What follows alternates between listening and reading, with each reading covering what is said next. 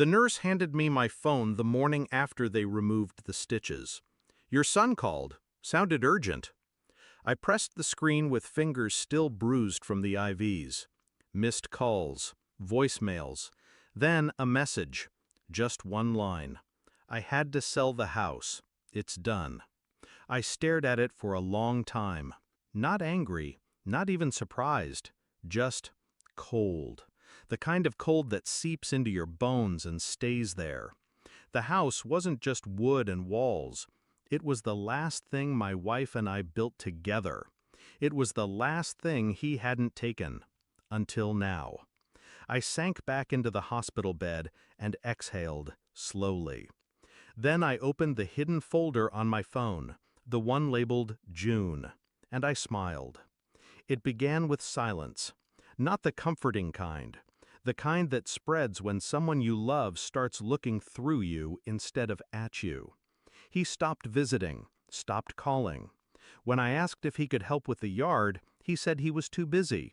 Said I should sell, downsize, be realistic. That word, realistic, was a knife. I ignored it, like I ignored the fact that he now drove a new Audi, that he started talking about opportunities and equity, like he was pitching me something. He wasn't asking for advice anymore. He was circling. Then came the fall, the literal one. Slipped in the hallway, fractured a hip. Woke up in a hospital room with beeping monitors and unfamiliar faces. My son wasn't there. Not until the 5th day.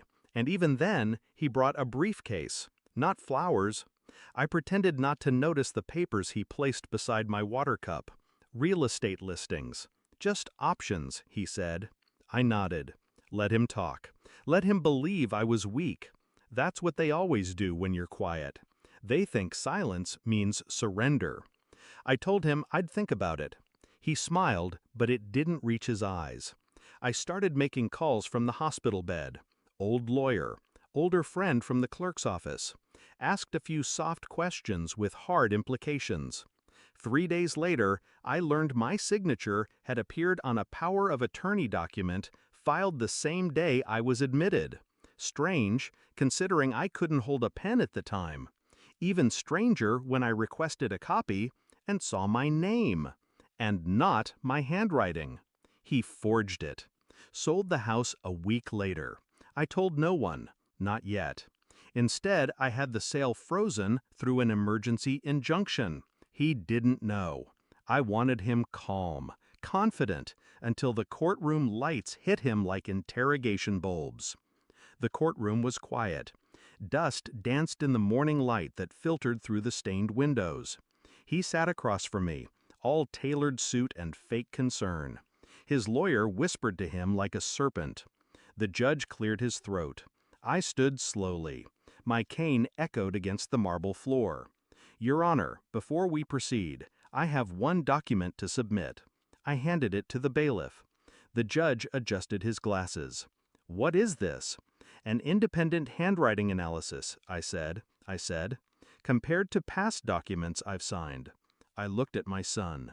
His lips parted slightly. Not a word. The judge turned the pages, then paused. He looked at me, then at him. This signature is a forgery. The words hit like a bomb. My son blinked rapidly. Dad, I didn't. I raised a hand. He went silent. Because he knew. He didn't deny it again, just looked away, as if that would erase the guilt crawling up his neck. After the ruling, house reinstated, charges pending, I waited outside.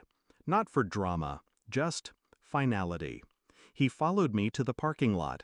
You planned this. I turned to him slowly. I watched you play your game. I just chose to end it at the right time. He stepped forward, eyes wild. It was a house, Dad. It was a betrayal. My voice never rose. That's the difference between anger and strategy. One burns, the other buries. He swallowed. I leaned in. I would have given you everything, but you tried to take it. I got into my car, let the door shut with finality. He stood there, smaller now, Not the man I raised, just the stranger who tried to steal my life and wear it like a suit. The house is quiet again. The stairs still creak the same. The sunlight still falls through the kitchen window the way it did when she was alive. But it's different now, not because of the court case, but because of him. Because I finally saw what I didn't want to see. That blood isn't loyalty. That family can rot too. He doesn't call. I don't wait. I changed the locks, updated the will, removed his name. This house, this life, is mine again. And now, so is my silence. He thought I was too old to fight back. He forgot who taught him how to win.